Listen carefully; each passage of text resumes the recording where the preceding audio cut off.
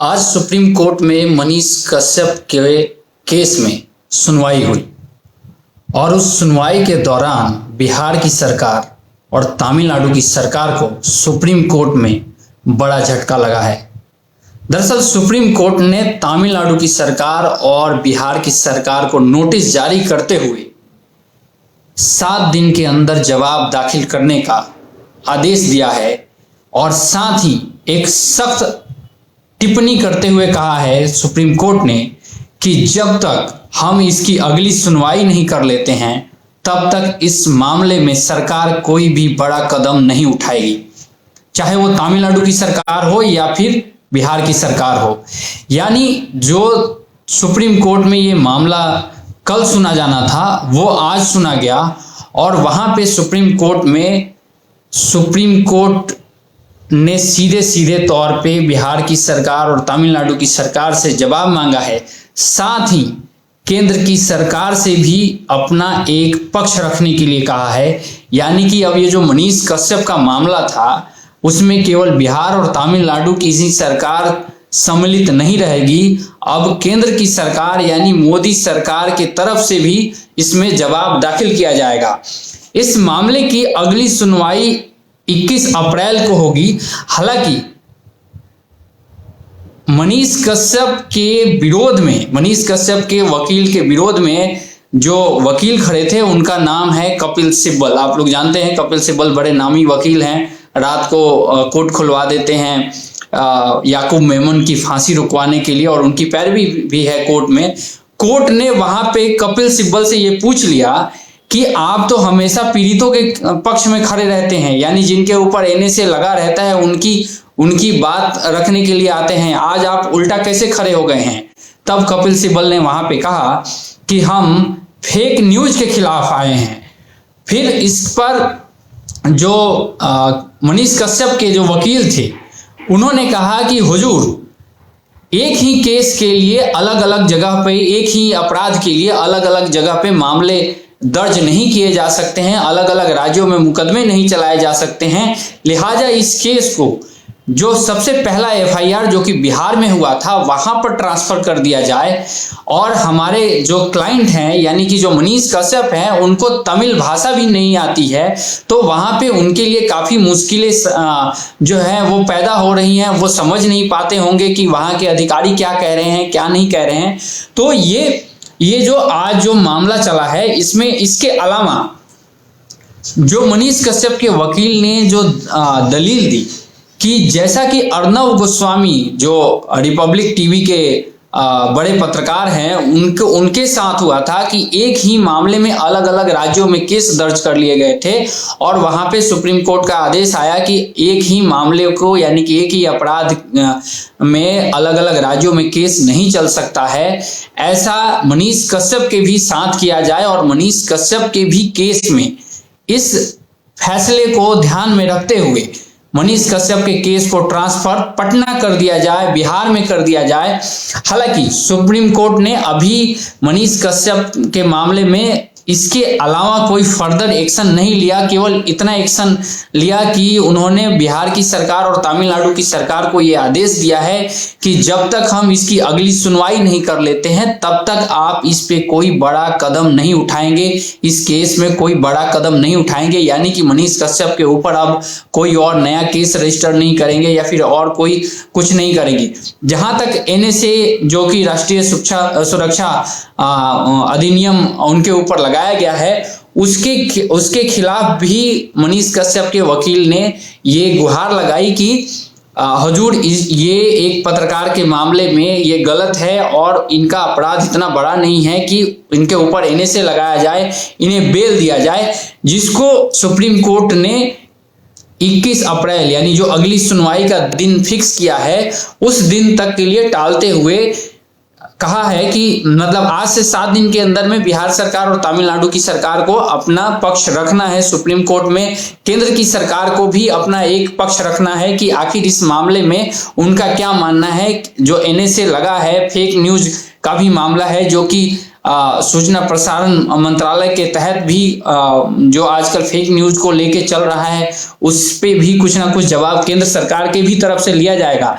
इसके अलावा मनीष कश्यप के वकील ने कहा कि एक ही केस के लिए मनीष कश्यप को तमिलनाडु में भी रखा जाता है, बिहार में भी उनके ऊपर केस दर्ज है, तो फिर एक ही केस के लिए बार बार अलग अलग जाने से दिक्कत होगी, तो आप इसको मर्ज कर दीजिए। इसके अलावा हम आपको बता दें कि अर्णव गोस्वामी का एग्जाम्पल, जो कि मैंने आपको बताया कि अर्णव गोस्वामी के मामले का भी एग्जाम्पल मनीष कश्यप के वकील जो हैं वो एक सीनियर वकील हैं, दवे हैं, सिद्धार्थ दवे, काफी सीनियर वकील हैं। उन्होंने ये दलील दी थी और मनीष कश्यप के जो याचिका के विरोध में जो खड़े हुए थे वो कपिल सिब्बल थे, जिनके बारे में आप लोग जानते हैं कि वो काफी सारे मामलों में हाजिर होते रहे हैं, कांग्रेस की तरफ से, समाजवादी पार्टी की तरफ से, टीएमसी की तरफ से, अलग अलग जो क्षेत्रीय दल हैं उनके तरफ से ये सुप्रीम कोर्ट में जाते रहते हैं। इसके अलावा हम आपको बता दें कि जो अपडेट आया है कि कपिल सिब्बल ने ये कहा था कि ये राष्ट्रीय सुरक्षा से खिलवाड़ है, ये नेशनल थ्रेट है। मुझे समझ में नहीं आता है कि कपिल सिब्बल को एक वीडियो से इतना क्या कहते हैं कि राष्ट्रीय सुरक्षा पे खतरा नजर आने लगा। ऐसे कितने सारे वीडियो आ गए जिसमें पाकिस्तान जिंदाबाद या फिर भारत का चिकन नेक काट दो, पूर्वोत्तर को इंडिया के बाकी हिस्सों से अलग कर दो, वहां पे कपिल सिब्बल को नेशनल थ्रेट नजर नहीं आता है। लेकिन यहाँ पे एक बहुत इंपॉर्टेंट बात जस्टिस कृष्ण मुरारी ने कही। आप लोग समझिए, जस्टिस कृष्ण मुरारी बिहार के ही रहने वाले हैं। यहाँ पे जब दलील दिया जा रहा था कि माइग्रेंट वर्कर यानी कि मजदूर, जो प्रवासी मजदूर हैं जो बिहार से बाहर जाके मजदूरी करते हैं, उनसे जुड़ा ये मामला है और उनसे जुड़े हुए मामले में ये फेक न्यूज या फेक वीडियो फैलाया गया या उन पे हमले का फेक वीडियो फैलाया गया है, उसके बाद ये कार्रवाई की गई है। यहाँ पे जस्टिस कृष्ण मुरारी ने कहा है कि मुझे प्रवासी मजदूरों का दर्द पता है क्योंकि मैं भी नौकरी के लिए बिहार से बाहर चला गया था। यहाँ पे ये मतलब आप लोग सोचिए, सुप्रीम कोर्ट में बैठा जज ये मान लेता है कि बिहार में रोजगार की कमी है, बिहार में संसाधन चाहे कम हो या ज्यादा हो या कमी हो, उसके वजह से लोग बाहर जाते हैं। उनका दर्द एक सुप्रीम कोर्ट में बैठा जो जज खुद बोल रहा है, लेकिन बाकी लोग इसको नहीं समझ पा रहे हैं, खासतौर पे बिहार के नेता नहीं समझ पा रहे हैं। तमिलनाडु की तो बात छोड़ ही दीजिए, क्योंकि वहां तो तमिलनाडु की अपनी अलग राजनीति है, वहां पे भाषा के हिसाब से राजनीति होती है, वहां पे हिंदी भाषियों के ऊपर जबरदस्त प्रहार किया जाता है ताकि वहां पे तमिल बनाम हिंदी का मामला उठा के वहां पे अपनी राजनीति चमकाई जाए। मनीष कश्यप के भी केस में यही हो रहा है, क्योंकि मनीष कश्यप हिंदी बेल्ट का एक बड़ा पत्रकार है। एक मनीष कश्यप के पास एक बड़ी ऑडियंस है, उनके हर एक वीडियो पे लाखों लोग, 10 मिलियन 5 मिलियन ऐसे व्यूज आते हैं, जो कि बड़े बड़े चैनल, बिहार के बड़े बड़े चैनल, चाहे वो बिहार तक हो या फिर एबीपी बिहार हो, उनके वीडियोस पे इतने व्यू नहीं आते हैं। तो मनीष कश्यप एक पॉपुलर चेहरा है जिसको पूरे इंडिया भर में जो हिंदी जो लोग समझते हैं, बोलते हैं, पढ़ते लिखते हैं, वो उसकी वीडियो देखते हैं। तो तमिलनाडु सरकार के लिए ये एक सॉफ्ट टारगेट था कि हमने हिंदी भाषी या हिंदी पट्टी के एक ऐसे पत्रकार को मतलब पकड़ के रगड़ दिया जो कि तमिलनाडु से थोड़ा सा इधर उधर कर रहा था। इसके अलावा मैं आपको कुछ और कोर्ट में और क्या क्या हुआ वो मैं आपको थोड़ा सा और डिटेल में हल्का फुल्का बता देता हूं।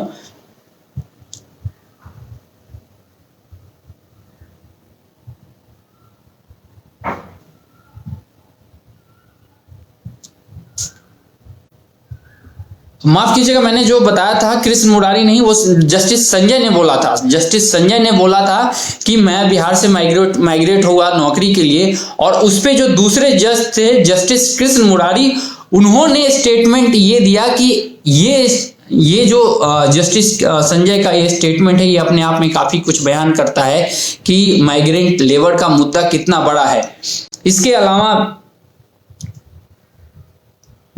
अलावा बिहार सरकार को नोटिस भेजा गया है और तमिलनाडु की सरकार को भी नोटिस भेजा गया है, जिस पर तमिलनाडु सरकार की तरफ से ये कहा गया है कि हम इस पे जवाब देंगे। यानी ये मामला इतना आसान नहीं है, सरल नहीं है। आप समझिए, बिहार सरकार की तरफ से अभी इस पे कोई जो भी वकील वहां पेश हुए होंगे उनकी तरफ से कोई अभी डिटेल स्टेटमेंट नहीं आई है, लेकिन वहां पे कोर्ट में तमिलनाडु सरकार की तरफ से जो पक्ष रख रहे थे तमिलनाडु सरकार का, उन्होंने कहा कि हम इस पे रिप्लाई देंगे। यानी कि मतलब है कि अब तमिलनाडु की सरकार जो हिंदी बनाम तमिल का मुद्दा जो है उसको जिंदा रखना चाहती है, उसको खत्म नहीं होने देना चाहती है। आप लोगों ने तमाम सारे वीडियो देखे होंगे जिसमें अलग अलग राज्यों में अलग अलग जगहों पे बहुत तरह के मतलब कांड हुए। अभी रामनवमी पे इतना सारा कांड हो गया नालंदा में, लेकिन वहां पे किसी के ऊपर एनएसए नहीं लगा।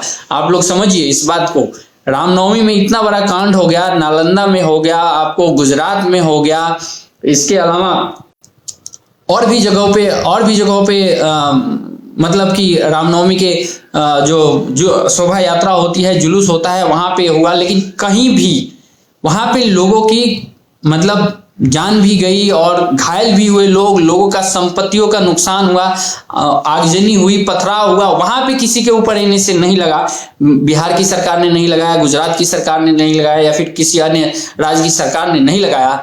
लेकिन यहाँ पे देखिए कमाल की बात है कि एक वीडियो शेयर करने के आरोप में एक पत्रकार के ऊपर एनएसए लग गया।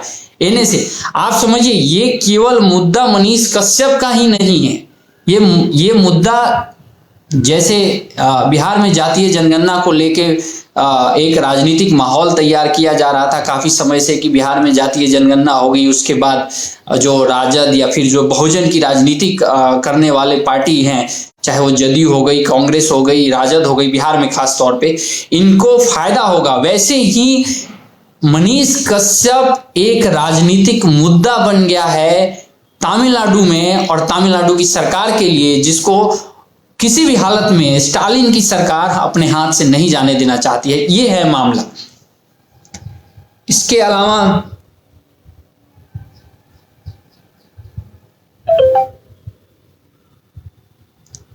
मैं आपको थोड़ा और अपडेट देता हूं कि सुप्रीम कोर्ट में और क्या हुआ था।